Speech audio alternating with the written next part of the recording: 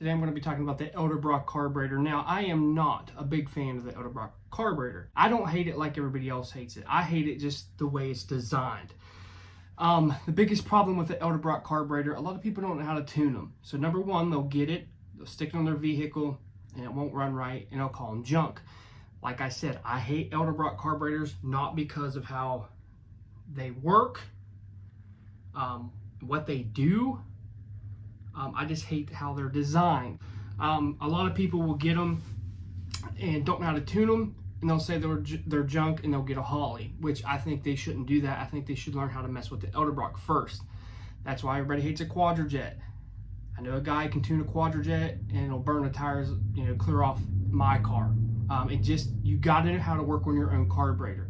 Now, can you use the Edelbrock on a drag strip? Absolutely. Even the new ones they come out with. Is it going to be the best? No. But can you tune it almost perfect? Yeah. So I'm going to be talking about some basic things you need to check when you have an Edelbrock carburetor, because this will help you out a lot. Number one, if you slap on an Edelbrock carburetor on your vehicle and it has a hesitation, a stumble when you punch the gas, don't change nothing, mess with the timing.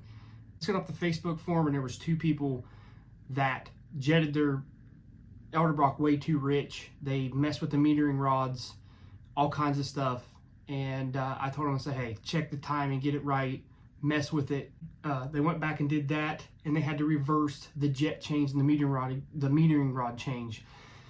So make sure your timing is where it needs to be and play with it a little bit before you adjust the Edelbrock. Now, if you have a carburetor that's flooding, make sure you're pushing the right PSI. Usually 5 pounds works for me. I've seen a lot of mechanical fuel pumps push 8 to 9, and it'll flood these carburetors out. With the engine idling, scoot this plate over and it should be all the way down. If it's bouncing up and down, put a lighter spring in it.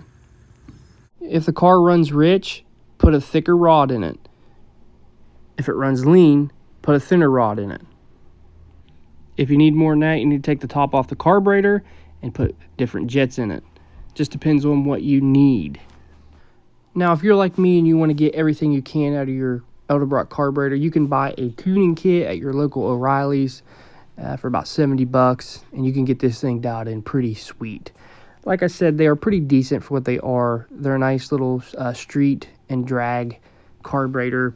They do better on the street, but you can drag race with them a little bit. Like I said, it's a love-hate relationship with me with them, but you can tune them up pretty good, especially the new ones they come out with. They have a lot more adjustability on them. But these carburetors here are pretty cheap. I think why a lot of people hate them is because they don't know how to tune them, and they just get confused and don't understand how things work in the carburetor. But this is the basics of the Edelbrock carburetor. I do have a video on how to rebuild them too on my channel.